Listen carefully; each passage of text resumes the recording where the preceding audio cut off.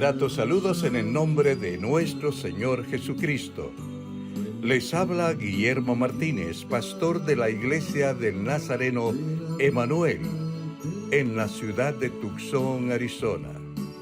En esta ocasión tenemos la gran bendición de contar con la colaboración de la doctora Muriel Robleto, quien presentará los temas de importancia para nuestra gran comisión de la evangelización del mundo. Bendiciones, hermanos. Jesús, nunca en la lucha desmayar podré.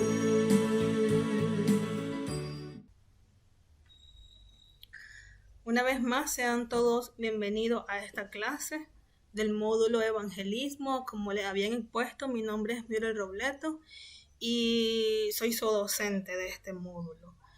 La lección número 1 es la que vamos a exponer hoy y se llama Vencer las barreras y los enemigos del evangelismo. Como introducción, sabemos que hay muchos miedos que vamos a tener al momento de evangelizar. Evangelizar es muy importante porque es la tarea que Jesucristo mismo nos ha dejado para expandir su palabra y su salvación en todo el mundo.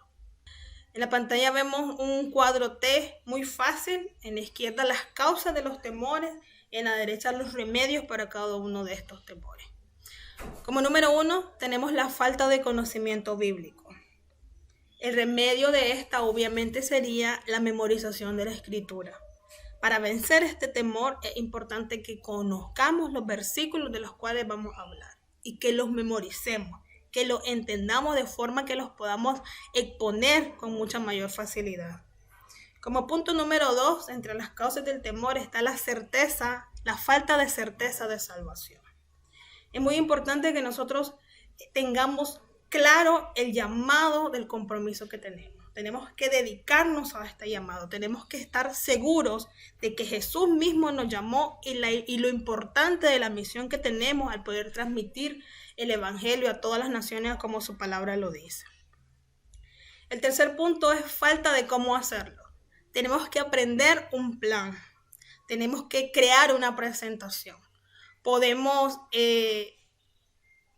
practicar con nuestros familiares, nuestros amigos, nuestros seres queridos. Podemos hacer incluso un pequeño sociograma en nuestras casas de cómo hablar, cómo exponer, cómo evangelizar, cómo llevar esa buena noticia a la persona que queremos alcanzar.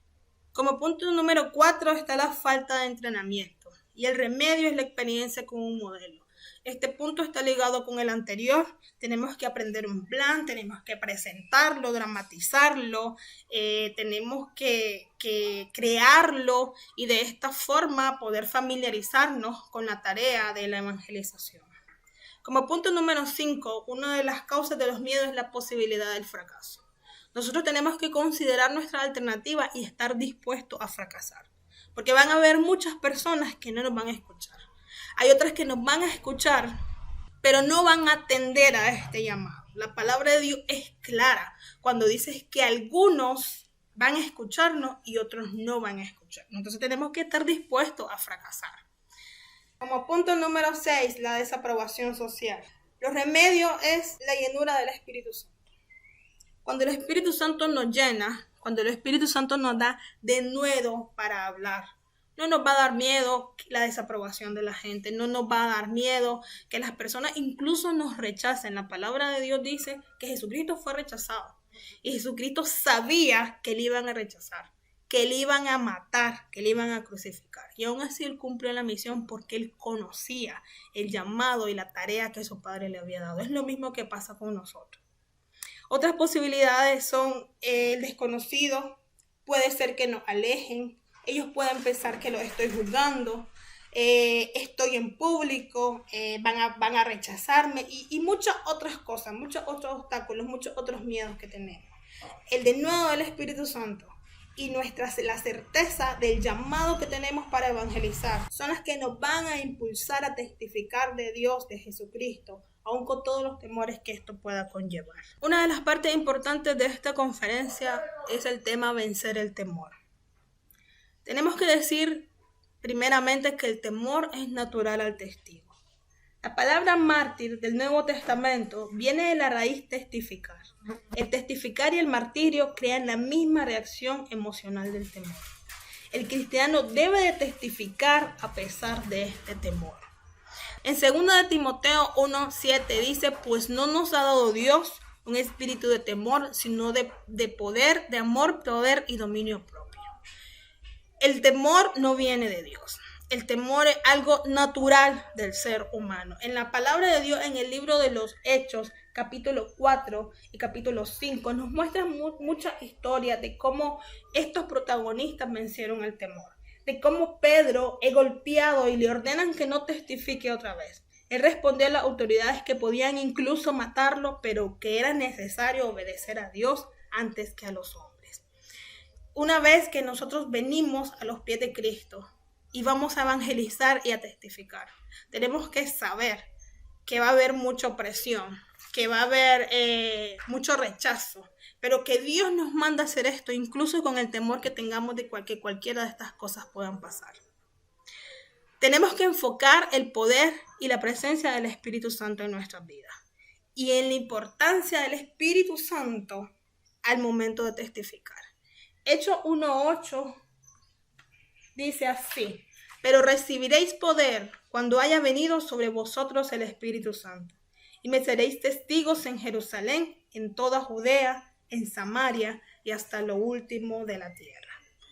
Es el Espíritu Santo el que nos va a dar el poder y el valor para hablar, incluso teniendo temor. Es el Espíritu Santo el que nos va a dar el denuedo para transmitir el plan de salvación de Cristo para cada uno de nosotros. Tenemos que conocer la importancia de esto en nuestras vidas. Tenemos que dirigir la atención a los remedios posibles. Nuestra preocupación para testificar debe hacernos confiar en Dios siempre, para ser más productivos y más efectivos. El libro de los Hechos está lleno de circunstancias espantosas que trabajaron en contra de los testigos de la iglesia primitiva. Pero la iglesia avanzó. Tenía el poder del Espíritu Santo en su vida y a pesar de todo proclamó las buenas nuevas de Jesús a todo el mundo pagano. Tenemos que saber también que van a haber obstáculos y que estos obstáculos no solamente están en nosotros mismos, no solamente es el temor a testificar, sino que también va a haber obstáculos dentro de la iglesia. No todos los enemigos del evangelismo vienen de la cultura y de nosotros mismos. Algunos también obstáculos al evangelismo se encuentran dentro de la iglesia. Y es importante que nosotros exploremos las bases teológicas y bíblicas correctas para oponer el mal entendimiento que los cristianos tienen acerca del evangelismo. Los siguientes son algunos malentendimientos. Vamos a plantear algunos. El primero, que algunas personas dicen y piensan, el evangelismo no es mi don espiritual. Aunque el evangelismo es un don espiritual, todos los cristianos tienen la responsabilidad de testificar. La palabra de Dios nos dice en Mateo 28, id y predicar el evangelio a todas las naciones. Esta es una palabra que se nos dio a los todos por igual. Si algunos tienen el don de expresarse y de hablar, pero todos estamos llamados a testificar, a dar testimonio de lo que Dios ha hecho en nuestras vidas. Otro acápite, solo vivo la vida, no me pida decir algo. Es verdad que es muy importante vivir una vida piadosa delante de los demás, porque nuestra misma vida es testimonio para las personas. Pero el evangelio no es claro a menos que sea hablado. Solo vivir la vida puede llevar el inconverso a la conclusión que el cristiano es simplemente una persona culta o bien educada. La palabra de Dios dice en Romanos 10:14, ¿y cómo creerán en aquel en el cual no han oído? Es necesario que las personas escuchen la palabra evangelística. La palabra de Dios dice que la fe viene por el oír y el oír por la palabra de Dios. Es necesario que hablemos, que testifiquemos, que prediquemos la palabra de Jesucristo. Como punto número 3, hay personas que dicen, solo planto la semilla y el resto se lo deja a Dios.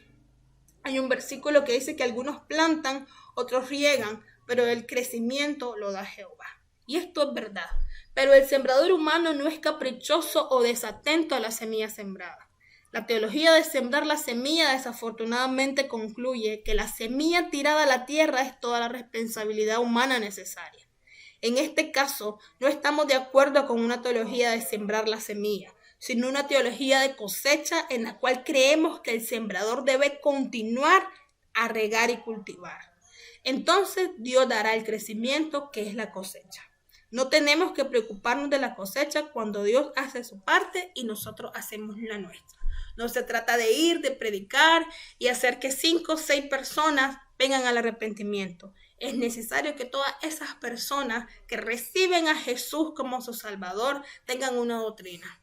Es necesario que estas personas sean llevadas de la mano por el camino en el cual están comenzando a transitar. El nuevo creyente va a querer saber por qué tiene que ser bautizado, por qué tiene que desmar, en qué parte de la Biblia están cada una de estas cosas.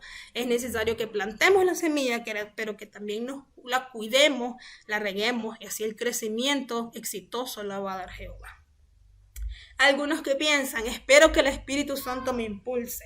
En este caso, el cristiano espera una revelación especial en vez de aceptar la palabra de Dios, de la cual ya habíamos hablado en el capítulo anterior, de la Gran Comisión, Mateo 28, del 18 al 20, donde Jesús mismo nos manda a ser discípulos a todos, a través de la predicación de la palabra, a través de testificar, a través de evangelizar, de ser testigos de la palabra de Jesucristo. Como siguiente acápite, el enfoque del poder y la presencia del Espíritu Santo. No es mi asunto. Es verdad que el evangelismo es asunto de Dios, pero es el asunto de Dios en el cual nos invita a participar. Mi asunto refleja autopreocupación en vez de un corazón afinado a los propósitos de Dios. El plan de salvación es que conozcan a Jesucristo a través de aquel ser humano que le conoció también y puede testificar de su amor incondicional y de todo aquello que lleva la salvación. Todos serán salvos al final. Dios es un Dios amoroso y no va a enviar a ninguna persona al infierno. Este es un pensamiento que tienen muchas personas, muchos cristianos dentro de la iglesia. Y es muy incorrecto. La persona que rechaza la oferta de Dios para perdón y su invitación a tener una vida amorosa con Dios y una relación con Él, decide su propio camino al castigo eterno. Dios no quiere que nadie perezca. En el capítulo 6 del libro de Juan, el versículo 39, dice que Dios no quiere que ninguno se pierda, que Jesús no quiere que ninguno se pierda. Pero en Mateo 28, del versículo 31 al 46, del capítulo 25, dice que en aquel gran día Jesús va a venir y va a juzgar a todas las naciones. Dice que va a poner a un lado a las ovejas, el otro lado a las cabras, y nos va a juzgar según nuestros hechos. Y la palabra es clara, si ustedes leen esos versículos, y dice que según nuestra obra vamos a ser juzgados. Y dice, y a los de la derecha les va a dar la bienvenida al reino de los cielos. Y a los de la izquierda, a todos aquellos a las cuales sus malas obras les condenaron, van a ser llevados al castigo eterno. Entonces Dios no quiere que ninguno perezca, pero cada uno de nosotros tenemos esto en nuestras manos según nuestra obra. Otro capítulo dice, la gente es naturalmente buena.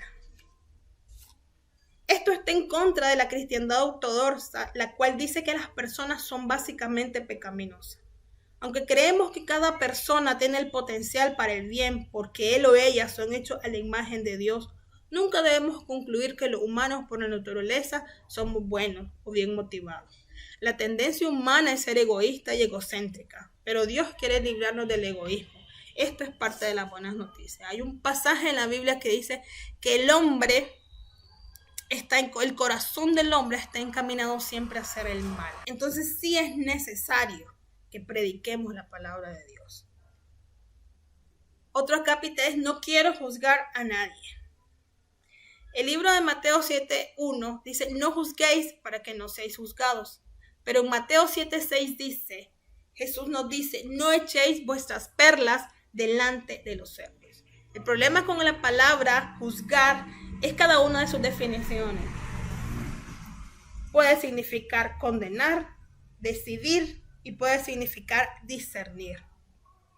Lucas 6:37 nos dice que no condenemos.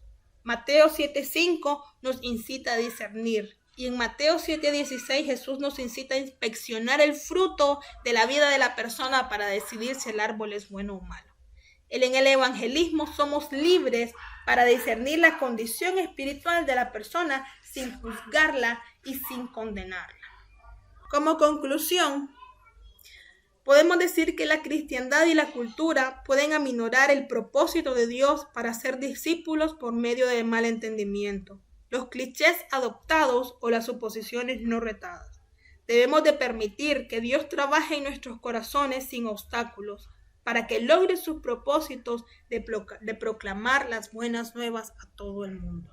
Jesús mismo nos dejó este mandato y de hacer discípulos a todas las naciones. Tenemos que vencer nuestros temores, tenemos que vencer los obstáculos que hay en nuestras vidas, en nuestra iglesia y en el mundo. Tenemos que testificar, tenemos que evangelizar y llevar ese mensaje, esa buena nueva de salvación a todo aquel que está fuera. Que el Señor les bendiga. Esta fue la lección número 1 y los espero en la siguiente lección.